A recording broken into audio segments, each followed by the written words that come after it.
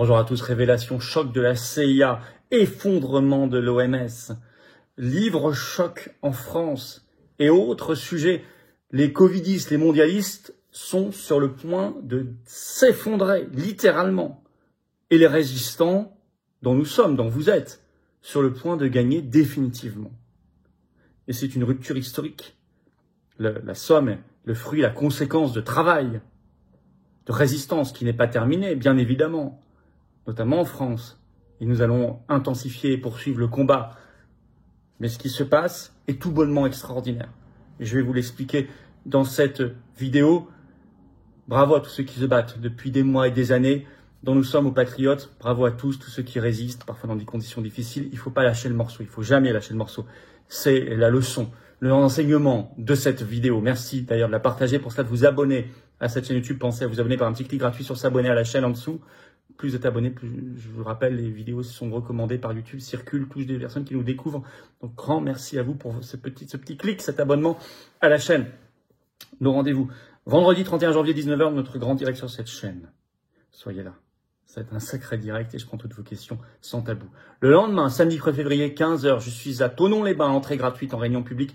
Lien sous la vidéo pour s'inscrire. Vous pouvez encore le faire. D'ailleurs, le 10 et 12 février, Saint-Denis de la Réunion et au Tampon. Je suis également dans 2 réunions publiques à la Réunion, Tour de France. Sous la vidéo inscription, vous avez les liens également pour vous inscrire. C'est également entrée gratuite, ouvert à tous. Petite information.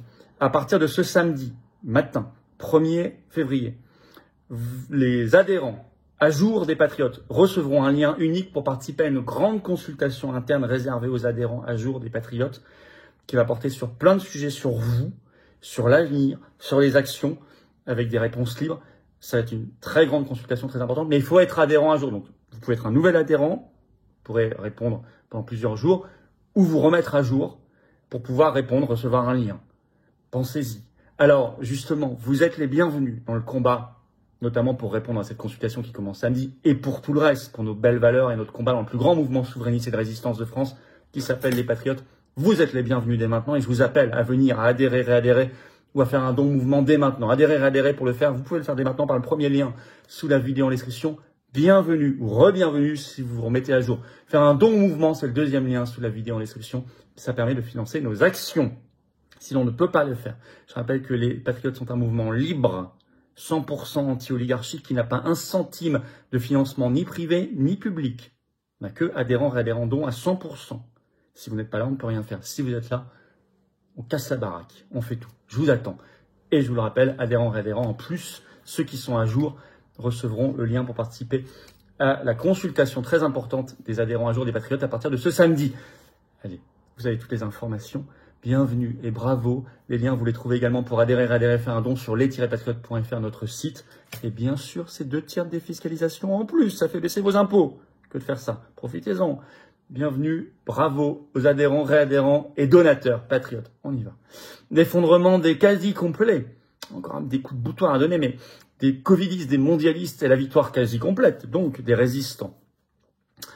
C'est très très intéressant ce qui se passe. Alors vous me direz, ça n'empêche pas, Ursula, j'en ai parlé dans une vidéo récente, de passer commande de 146 millions de nouvelles doses en 4 ans d'injection Moderna. Bien sûr.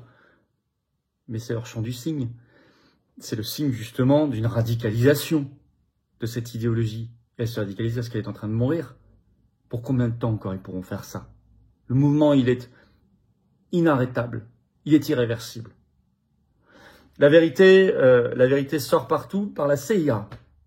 Ah bah oui, mais il y a un nouveau patron de la CIA depuis que c'est Trump. John Ratcliffe, nouveau directeur de la CIA. Et un énorme boom sur la planète par ce communiqué sorti par la CIA ce 25 janvier, qui explique, c'est une première, repris dans la presse et les médias du monde entier, que, je cite, « l'origine de la pandémie de Covid-19 liée à la recherche est plus probable qu'une origine naturelle. » Oh, ça fait longtemps qu'on en parle ici. Enfin, là, c'est la CIA maintenant qui avait toujours dit l'inverse. Alors, complotiste, c'était complotiste de dire ça, hein? Souvenez-vous. Combien de fois on s'est fait insulter, attaquer. Bon. Boum sur ça. Sur l'OMS, Organisation mondiale de la santé. L'effondrement et la décision américaine, et je vous parlais aussi d'autres décisions. Et nous lançons la pétition nationale que vous trouverez en lien sous la vidéo en description dès maintenant pour que la France sorte dès maintenant de l'OMS. Vous avez toutes les justifications. Signez-la et partagez-la en masse, cette pétition. Elle est en lien sous la vidéo en description pour que la France quitte l'OMS. Pourquoi? Parce que l'OMS, il faut partir pour plein de raisons qui sont expliquées, mais ça y est, les États-Unis sont partis. C'est une des premières décisions qu'a annoncé Trump en signant un décret présidentiel dès le jour de son investiture, le 20 janvier au soir. Le 24 janvier, l'OMS a réagi dans un communiqué interne, c'est la panade. L'AFP a récupéré ce communiqué signé par le numéro 1 de l'OMS, Tedros Ghebreyesus. Je vous lis un extrait. Cette annonce, donc l'annonce du départ des États-Unis, a aggravé notre situation financière. Nous savons qu'elle a suscité beaucoup d'inquiétudes et d'incertitudes pour le personnel de l'OMS, a-t-il assuré, expliquant les mesures prises pour atténuer les risques et protéger les activités et le personnel de notre organisation dans toute la mesure du possible. Nous examinons les activités à financer en priorité. Nous suspendons les recrutements, sauf dans les domaines les plus critiques, a encore expliqué le chef de l'organisation, dans le cadre d'une batterie de mesures pour réduire les coûts. C'est la panade. Je vous rappelle que sur l'exercice 2022-2023, les États-Unis avaient financé l'OMS à hauteur de 1,28 milliard de dollars, soit 13% environ du financement. Le deuxième, c'est l'Allemagne, 856 millions de dollars. La France était 12e contributeur. Sur les sites français du ministère de la Santé, on évalue à plus de 500 millions de dollars par an le financement.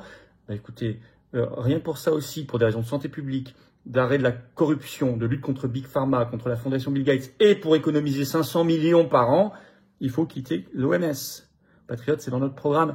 Ça y est, la pétition nationale est lancée, elle est en lien sous la vidéo en description pour que la France quitte l'OMS. Signez-la, relayez-la dès maintenant, elle est en lien sous la vidéo en description.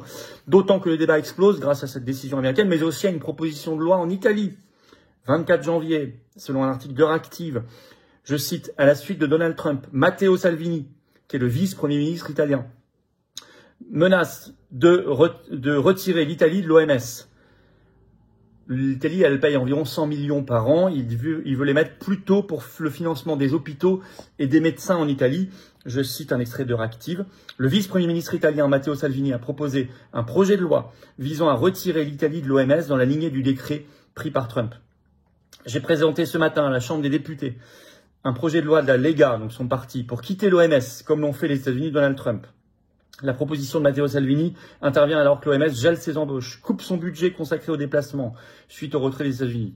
Le budget de l'OMS a été fixé pour les États membres à 6,83 milliards de dollars. L'Italie n'a plus à traiter avec un centre de pouvoir supranational, écrit Salvini, grassement financé par les contribuables italiens qui travaillent avec les multinationales pharmaceutiques, a-t-il déclaré. Alors, je ne dis pas que l'Italie va tout de suite sortir de l'OMS parce que je suis pas sûr que Meloni, qui est quand même très liée à von der Leyen, tout ça, accepte.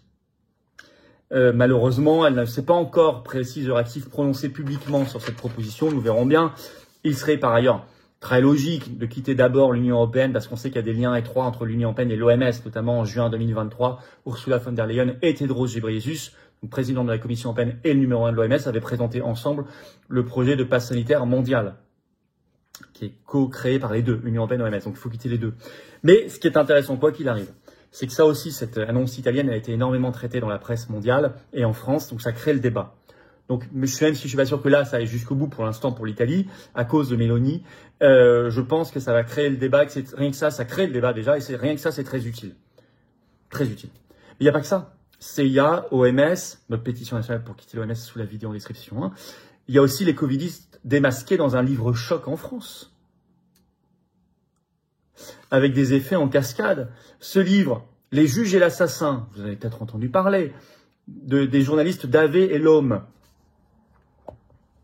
alors, qui fondent ses sources. Je vais vous citer un article qu'a fait Libération ce 26 janvier sur ce livre. Les auteurs puisent leurs informations à la meilleure source, l'instruction judiciaire fleuve ouverte par la Cour de justice de la République en juillet 2020, à la suite des plaintes déposées par des victimes du Covid contre 3 membres du gouvernement, notamment pour mise en danger de la vie d'autrui. Le Premier ministre Édouard Philippe et ses 2 ministres de la Santé Agnès Buzyn et Olivier Véran. Un dossier constitué dans la plus totale confidentialité par 3 magistrats, qui pendant 4 ans ont fait des perquisitions, etc. Bon. Alors, probablement le plus gros scandale révélé par ce livre, c'est que l'Élysée est intervenu directement dans le processus judiciaire, y compris en brisant la séparation des pouvoirs. D'abord, il a fait apprendre par cœur, par des collaborateurs de l'Élysée, des réponses à donner aux juges, des mensonges, et il a même changé la réponse que devait faire celui qui était alors président de l'Assemblée nationale, Richard Ferrand. Donc séparation des pouvoirs, ça n'existe plus. Voilà ce qu'en disent les auteurs. Je vais vous citer un extrait. La justice a-t-elle pu faire correctement son travail, à savoir enquêter sur des ministres pour des potentiels crimes et délits commis dans l'exercice de leurs fonctions? On met à jour plusieurs tentatives d'obstruction du travail des magistrats. Une conseillère justice de l'Élysée va notamment briefer les collaborateurs d'Emmanuel Macron, car même s'il est protégé par l'immunité, ses collaborateurs peuvent être interrogés. On va leur faire réciter un texte à prendre par cœur, dévoile Fabrice Lhomme. Le journaliste ajoute que Richard Ferrand, alors président de l'Assemblée nationale, a également été impliqué. Je cite, le président de l'Assemblée nationale, indépendant en vertu de la séparation des pouvoirs, a vu son texte modifié par l'Élysée qu'il devait remettre au juge. Sa copie a été réécrite par l'Élysée pour être dans les clous. C'est une violation pure et simple de la séparation des pouvoirs, explique Fabrice Lhomme. Aujourd'hui, Macron, je vous rappelle, songe à nommer Richard Ferrand, ou ça, à la tête du Conseil constitutionnel en remplacement de Fabius. Tiens. Honte aux députés qui bloquent la destitution de Macron, rien quand on sait ça, au passage, fondé sur l'article 68 de la Constitution. Honte aux députés. Je rappelle que le RN, en octobre et en novembre 2024, par 2 fois en conférence des présidents de l'Assemblée nationale, a bloqué le débat en hémicycle, en plénière, parce qu'il y aurait eu un retentissement énorme, du débat sur la destitution de Macron à l'Assemblée nationale. Honte au RN, honte à tous ceux qui bloquent LR, PS, Verts, PCF. Macronisme, bien sûr. Alors ça a des effets, regardez. Didier Bourdon, le comédien, une vidéo qui buzz, sortie ce 26 janvier. Il y a pile 3 ans, en janvier 2022, il traitait, je cite, de sales connards, les non-vaccinés Covid. Là, il fait retour complètement rétropédalage. Dans cette vidéo que j'ai partagée sur notamment mon réseau social X, c'est F-Philippot comme Instagram, je l'ai partagé ou sur Facebook ou sur Telegram. Telegram, c'est Les Patriotes, il est en lien sous la vidéo en description. Il parle d'une méprise maintenant, je cite, d'une phrase un peu mal écrite. Et en plus, il avoue, j'ai été contre le vaccin pour moi et pour mes enfants. Mais il y a un de ses fils qui l'a fait quand même. Alors il dit, mon fils a un Covid long. On ne sait pas si c'est à cause du vaccin ou de la maladie.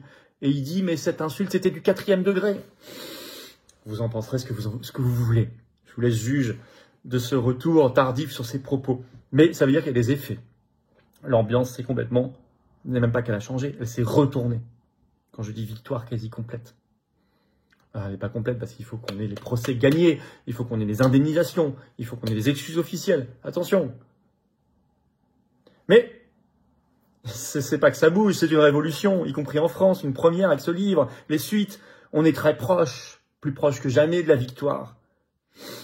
Signez, relayez la pétition nationale pour que la France quitte l'OMS. C'est le grand moment, c'est le bon moment. Elle est en lien sous la vidéo en description. Battons-nous pour la vérité, la justice et pour sortir de l'Union européenne dont on voit où elle nous mène. Le Frexit, ce sont nos combats. On les a menés, patriotes. Et heureusement qu'on était là avec vous en invitant tout le monde, en donnant la parole à tout le monde, à tous ceux qui la voulaient en tout cas. Ceux qui ne voulaient pas venir, c'est leur problème. Mais nous, on l'a fait. Et on le fera. Et on lâchera pas le morceau. Et nous ferons des actions. Par tout moyen, dans la rue, des opérations coup de poing, en justice, sur ces sujets-là, en 2025, y compris dans les semaines qui viennent. J'ai besoin de vous pour le faire. Merci de partager cette vidéo, pour ça de vous abonner à cette chaîne par un petit clic gratuit. Pensez-y. Soyez là ce vendredi pour notre grand direct sur cette chaîne, ce vendredi 31 janvier à 19 h. Posez-moi toutes les questions que vous voulez, on verra tous les sujets explosifs de l'actualité française, mondiale. Et puis, à partir de ce samedi 1er février matin, tous les adhérents à jour, nos nouveaux adhérents qui se remettent à jour des Patriotes, seront interrogés pour une grande consultation interne des adhérents très importante sur vous et l'avenir. Je compte à ce que vous y répondiez massivement. On aura besoin, on utilise toujours les consultations, mais celle-là est particulièrement importante. Mais elle est réservée aux adhérents à jour, donc remettez-vous à jour ou adhérez. En plus, pour la recevoir, en plus de tout le reste, de partager un combat, des valeurs communes, des belles valeurs de liberté, de souveraineté, de justice, de vérité. Le plus grand mouvement souverainiste et de résistance de France qui s'appelle les Patriotes. Venez aussi pour pouvoir répondre à cette consultation à partir de samedi. Mettez-vous à jour ou soyez nouvel adhérent et vous serez consulté. Adhérez, réadhérez pour le faire dès maintenant. C'est le premier lien sous la vidéo en description. Bienvenue. Ce lien, je l'ai mis également en commentaire. Il y a une petite fiche sur l'écran maintenant et dans quelques secondes, un lien sur l'écran. Vous choisissez. Faire un don mouvement est aussi indispensable et vital parce que nous n'avons pas de financement public. Or, on fait, ça coûte cher. De plus en plus cher. Le lien pour faire un don mouvement, c'est le deuxième lien sous la vidéo en description. Bravo. Les liens sont également tout le temps sur les-patriotes.fr, notre site. Tout est défiscalisé aux 2 tiers de vos impôts. C'est-à-dire que vous mettez 60 €, ça enlève 40 € de vos impôts en adhésion ou don. Ça fait baisser vos impôts. Vous mettez 3 000 €, ça enlève 2 000 €. Il y en a qui peuvent, faites-le. Aidez un mouvement qui n'a pas de financement public. Vous mettez 6 euros, ça enlève 4 euros. Vous mettez 30, ça enlève 20. Vous mettez 50, ça enlève 33. Vous mettez 100, ça enlève 67. Vous avez compris. Profitez-en, faites pas ce cadeau à Macron, au fisc, etc., au gouvernement. Énorme bravo en tout cas aux donateurs, aux réadhérents. Bienvenue aux nouveaux adhérents patriotes. Vivement la consultation des adhérents un jour. Et vive la France.